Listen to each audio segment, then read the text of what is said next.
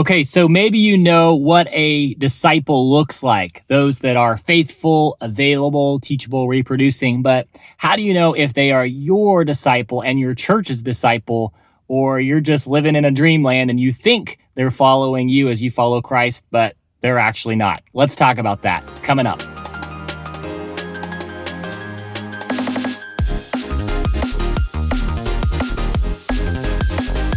Hey, what's up, guys? Welcome back to the Multiplying Disciples channel. My name is Mark. It's great to be with you as we look at Lost to Leader tools from the Gospels, from the book of Acts, and what's happening in the world today so that you can see disciples multiply disciples, leaders multiply leaders, and churches multiply churches until there is no place left. In this video, we're going to talk about how do you know if that person that you've been talking with, working with, you think is your disciple and being discipled by your church, but they don't have that same idea. So this is important because at the end of the day, we can have our own idea of who we're discipling, but if that is not shared by our disciple, then we are just taking a walk. We don't have anybody actually following us, right?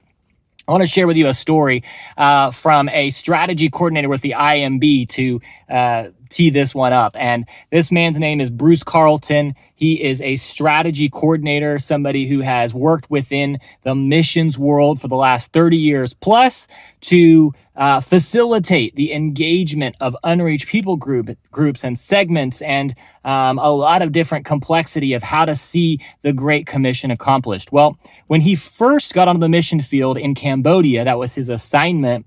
He and his wife, Gloria, they were counseled by others in the IMB mission world to go out and recruit other church leaders to be on their team. Everybody said, hey, you need to start with a team. There's already these leaders there. Go and recruit them, get them on your team so that you have a solid start. They prayed about it. They talked about it. They said, we're not going to do that. And there were some reasons why.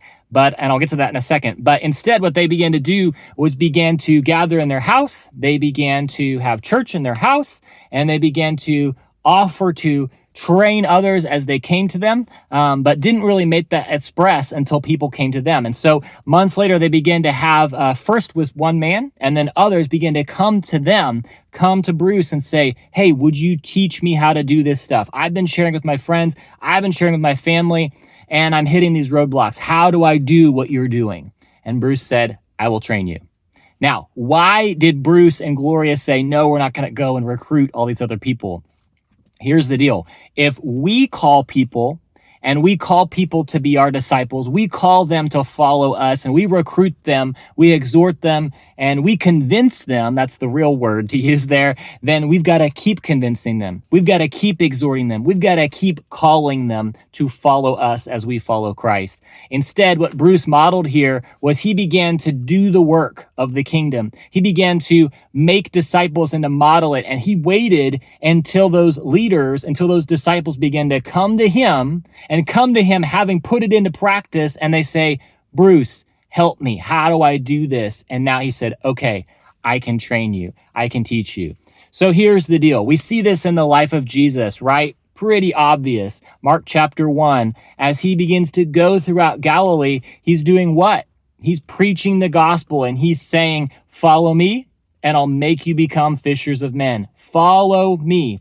And so he wants to know who are going to be those few that follow him, that lay down their nets, that make the choice to begin to follow Jesus. And if they will do that, then he's going to pour deeply into them. And even from there, he's filtering to find those few that he's going to pour deeply into. But the first filter that they've got to get through is, are they going to leave everything and begin to follow him? He's not looking to try to recruit people. He's not looking to try to exhort people. And now he's got all these Pharisees that are inviting him to their house, that are talking to him. They come and they're asking him questions.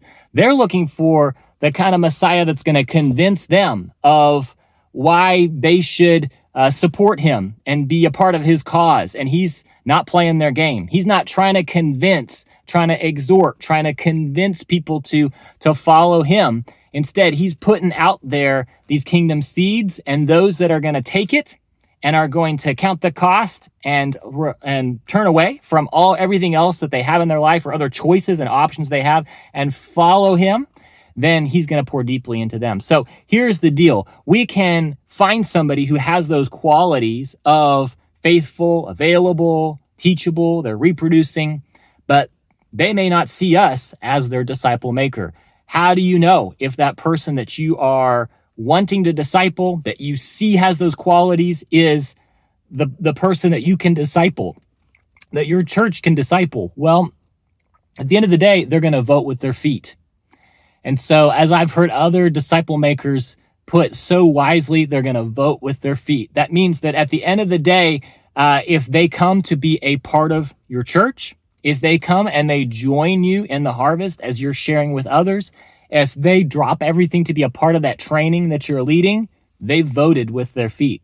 If they give you lip service, if they show up when it's convenient for them, if they want you to mold everything around their schedule, you probably are not discipling them. Your church is probably not discipling them. But if they show up in your living room, if they're a part of the church that you're leading and they're asking those questions they want to receive from you, the way that this guy did with Bruce, the way that Jesus's disciples did, they were like, as Chuck Wood puts it, the cats on the screen door, those that are like, I got to get more, then you're probably discipling that guy, that girl.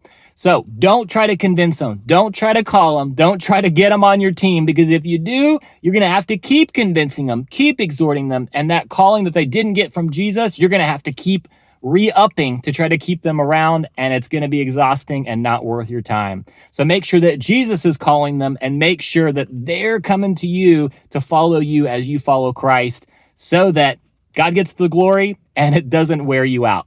Hope that's helpful. See you guys next time.